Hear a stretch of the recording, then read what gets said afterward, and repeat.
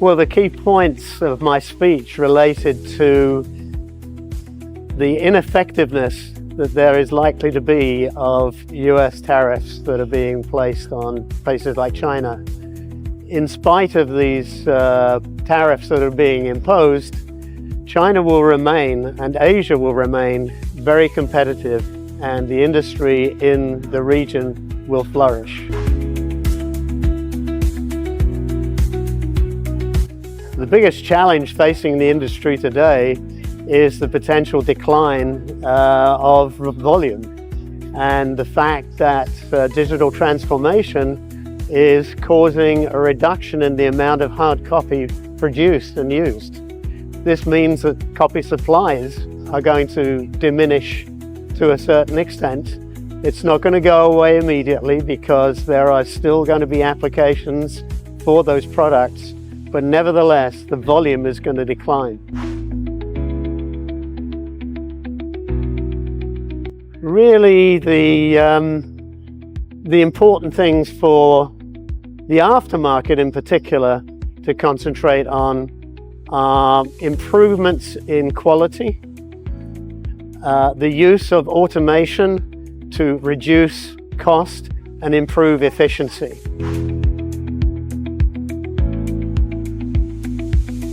Be adaptive. Know the environment that you're working in, your region.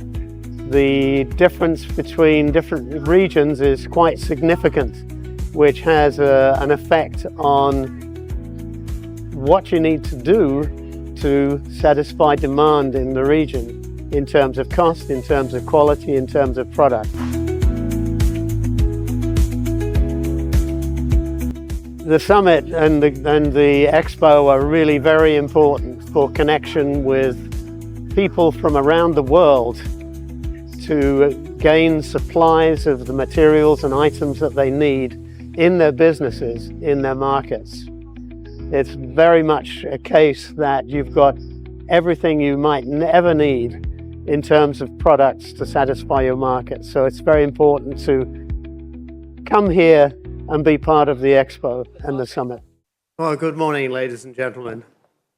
It's a privilege to be here today at the RemaxWorld Expo, speaking to you about the effects of tariffs on our industry. Today I'll be discussing the global shifts in printer and copier supplies manufacturing, focusing particularly on what those changes mean for the aftermarket industry. Over the next 40 minutes, we'll explore the current manufacturing landscape, assess the impacts of tariffs, and identify strategic opportunities for companies like yours to thrive in this evolving market.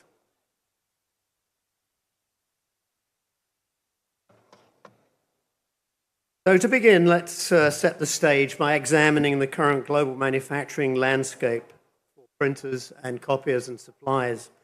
Most OEM manufacturing continues to be concentrated in Asia, including in China, Vietnam, Japan, Thailand, and Malaysia. This concentration is driven by cost efficiencies, supply chain integration, and decades of production expertise. At the same time, trade policies in the US, including tariffs imposed over the last several years, are reshaping those global supply chains. Understanding these dynamics is critical for the aftermarket companies looking to maintain competitiveness and profitability in the market space. Looking at market concentration, companies such as HP, Canon, Brother, Ricoh, Xerox, Konica Minolta, Toshiba, Sharp, and Oki dominate the global OEM printer and copier space. The majority of production is located in Asia, and this regional dominance is supported by a dense ecosystem of suppliers, including manufacturers of imaging drums, toner chemistry, microcontrollers, and optics. This clustering allows OEMs to achieve high volume production efficiently, ensuring quality consistency and cost control, which is very difficult to replicate elsewhere.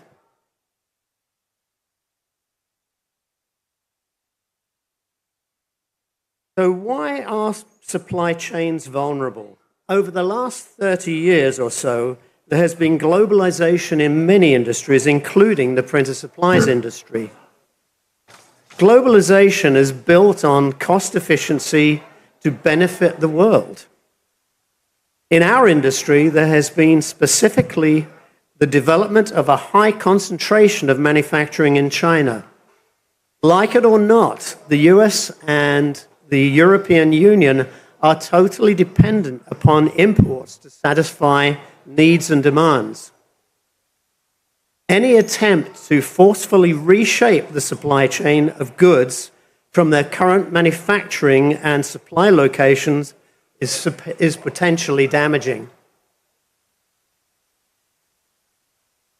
So why has Asia maintained its manufacturing lead? There are really three main reasons. The first, of course, is labor costs, which are significantly lower in countries like China, Vietnam, and Malaysia.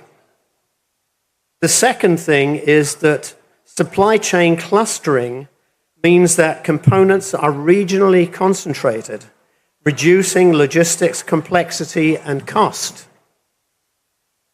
Even if the assembly were to be moved to the United States, for example, most components will still be imported from Asia. The third element is that the infrastructure and technical expertise have been developed over decades, allowing OEMs and aftermarket companies to produce millions and millions of units efficiently. These factors collectively make Asia the preferred location for high-volume printer and copier supplies manufacturing. Over the last few years, the US has imposed Section 301 tariffs on imports, including printer components and finished devices, with rates ranging from 10 to 35%. While the stated goal of these tariffs is to encourage reshoring of production to the United States, the reality is that these measures do not overcome the structural advantages of Asian manufacturing. Companies like HP have responded to these tariffs by shifting some production to Vietnam and to Mexico. This enables them to absorb part of the tariff cost and also to optimize their supply chain. The net effect of all these tariffs is that US consumers face higher prices without a substantial increase in domestic production.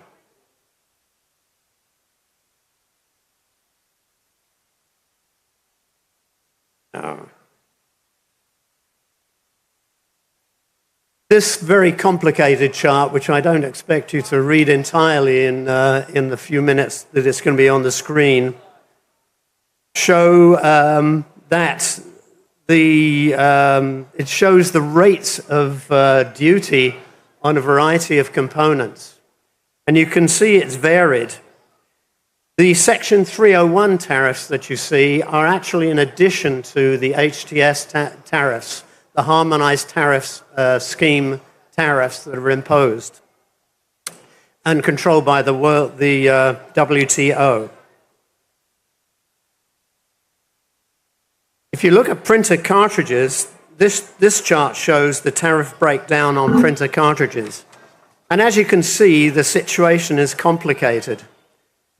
The tariffs that are levied depend very much on the correct HTS classification that is used during importation of the products to the United States. This classification drives the baseline duty. There are special rulings, the so-called CBP rulings, that often put toner cartridges into parts and accessories subheadings. There are a variety of those, some of which carry 0%. So there is some advantage in choosing those HTS categories for importation to minimize cost. In fact, if your product matches those rulings, you can get the products into the United States with a zero tariff, a zero HTS tariff. The additional US duties that are called the Section 301 or reciprocal tariffs are applied on top of those duties. And it depends on the product's specific HTS listing as to whether it's included in the Section 301 list and has a Section 301 tariff applied. And this can be SKU specific. It can be SKU specifically related to the particular cartridge. The policy of this inclusion of 301 tariffs has changed over the years since 2018. And there are various exclusions and so on. And the reciprocal tariffs have been modified over the years, especially on China origin cartridges. So the rates have differed quite dramatically over the period. For toner, this chart shows the tariff breakdown for toner. And as you can see, the tariff can vary according to the way in which the product is imported and what HTS classification is used for that importation.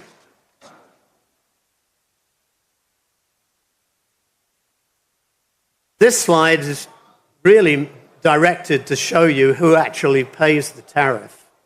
That red line is, if you like, in the middle of the Pacific Ocean, and everything below that dotted line is where the tariff is actually charged. So what it means is, of course, the major impact is in the USA portion of the value chain. So it is the USA consumer or importer that's actually getting charged. The degree of impact on each element of that value chain depends largely upon policies adopted upstream from that red dotted line. And that is to say whether suppliers opt to absorb the increased cost resulting from the imposition of extra tariffs, or to pass them downstream to the next chain element. The certainty is, of course, that the cost is borne by the element of the value chain below that red line. The administration in the US touts large amounts of money that have been generated even this year by these 301 tariffs. But this money has been gathered from all the part of the value chain below that red line. There is no doubt that in the printer supplies market, because the USA relies heavily on imports from China, that tariffs have and likely will accelerate price increases, as there is no easy substitution for supplies that are currently being imported.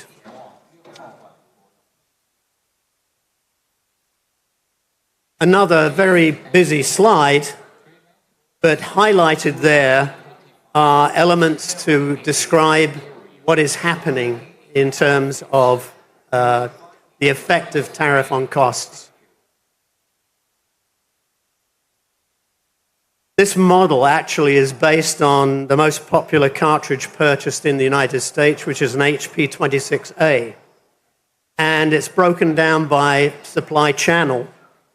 As you can see, I've identified 5 channels, but the second one from the right is actually a notional cost that would be borne if the product was manufactured in the United States. Most of HP's cartridges are manufactured in China, and as can be seen, the additional tariff will potentially increase the cost for that channel as well as for their competitors. Projecting the cost implication where the OEM is to produce in the USA, as the current administration would like, it does not help, as the infrastructure to produce these components no longer exists in the United States.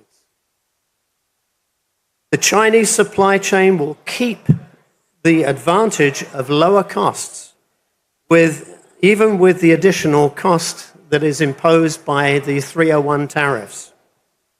US consumers will still depend on Chinese imports. Supply chains may shift, but Chinese firms will stay competitive. As you can see from the table, keeping the profitability the same by increasing the price, Chinese suppliers continue to be able to sell at a price competitive with the OEM.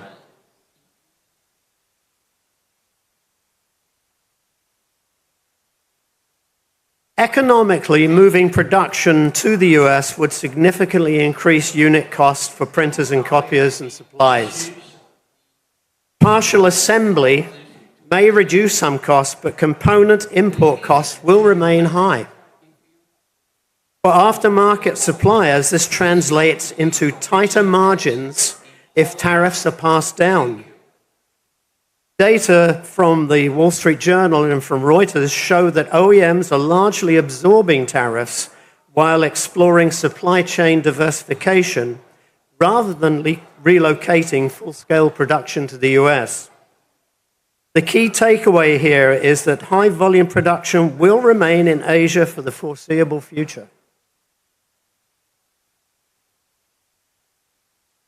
Well, who are the winners and losers? OEMs with flexible supply chains like HP, Brother, and Canon benefit from the ability to shift production amongst low-cost regions. Asian exporters in the aftermarket with strong operations can maintain competitiveness if they adopt strategic responses. The losers really are the US consumers. They are going to experience higher prices due to tariffs, and companies that fail to adjust their logistics and sourcing strategies will also lose. Even some US-based aftermarket suppliers may struggle with increased input costs, highlighting the importance of proactive planning.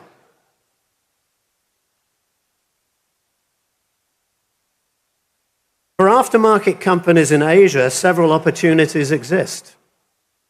First, strategic positioning. Focusing on high-quality, reliable products and compliance to differentiate from lower-cost alternatives is important. Secondly, leveraging automation will allow firms to control costs and improve efficiency. Thirdly, regional diversification will reduce dependence on a single market and will mitigate risks associated with tariffs. By understanding the US trade environment and responding proactively, Asian aftermarket suppliers can strengthen their market position and protect their margins. So how can exporters to the US minimize the impact of tariffs? One approach is careful country of origin planning and optimizing the HTS codes to qualify for lower tariffs. Partial assembly or packaging in low-tariff countries such as Mexico and Vietnam can reduce duties. However, assembly in a third country does not avoid reciprocal tariffs for China. US Customs check the HTS codes and check the origin of components. So even though assembly can be in a third country, the country of origin can still be determined as being China. The strategy of transshipment and rules of country of origin are being rigorously enforced by the customs authority. There's increasing scrutiny and severe penalties for evasion. Establishing US warehousing and bonded logistic facilities can allow distributors to absorb tariffs efficiently. Partnering with US distributors can create shared cost strategies that protect both suppliers and customers. Nearshoring and friendshoring are strategies that can help with prudent application. Further than this, prudent currency and payment strategies can shield margins from volatility.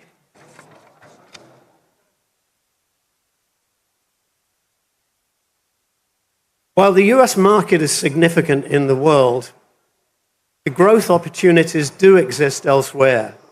Asia Pacific remains a dynamic region. Latin America and Africa are emerging markets with increasing demand. Digital transformation, including print on demand and managed print services, create additional avenues for aftermarket suppliers.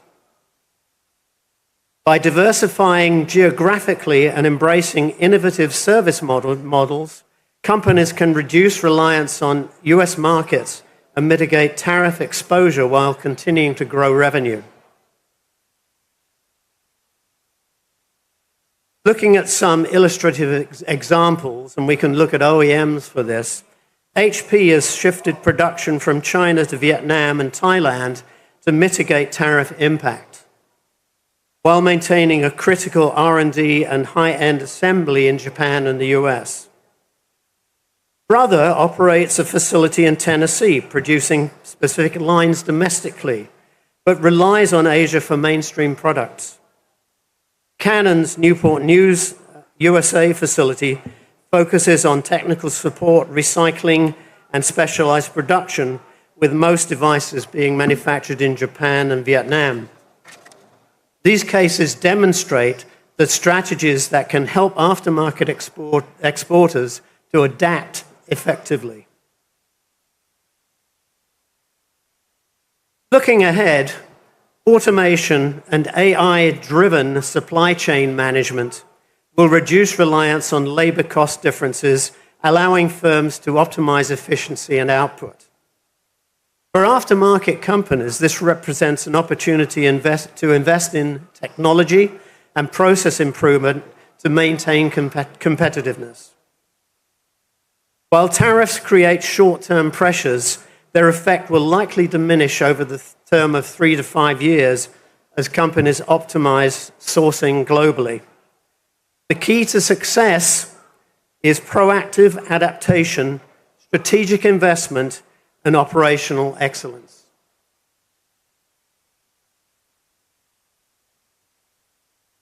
From a policy perspective, US tariffs have not yet and may not achieve the stated goal of reshoring production. High-volume manufacturing will remain in Asia or nearby low-cost regions like Vietnam and also in Mexico. US consumers will bear high costs, and operational complexity increases for both OEMs and aftermarket suppliers. Understanding this context is critical for aftermarket companies seeking to navigate global trade policy and maintain competitiveness in the US market. So what are the key takeaways? To summarize, Asia remains central to global printer, copier, and supplies production, and this is unlikely to change in the near term. Aftermarket firms must adopt proactive strategies, invest in quality, diversify markets, optimize supply chains, and leverage automation. Companies that take these steps can maintain competitive advantage, navigate tariff changes, and capture new opportunities in the US and globally. Trade wars are not just temporary shocks. They are shaping the future of manufacturing geographically. In closing, I encourage all of you to think strategically about your positioning within the global supply chain. Innovate where possible, localize smartly. When necessary, partner with reliable distributors, and stay informed about trade and policy developments. The landscape is complex, but with careful planning, strategic foresight, aftermarket companies can not only survive, but thrive in this evolving environment. That's the end of my presentation to you, ladies and gentlemen. Thank you very much for your attention, and I look forward to discussing this with you if you have time at a later stage. Thank you very much.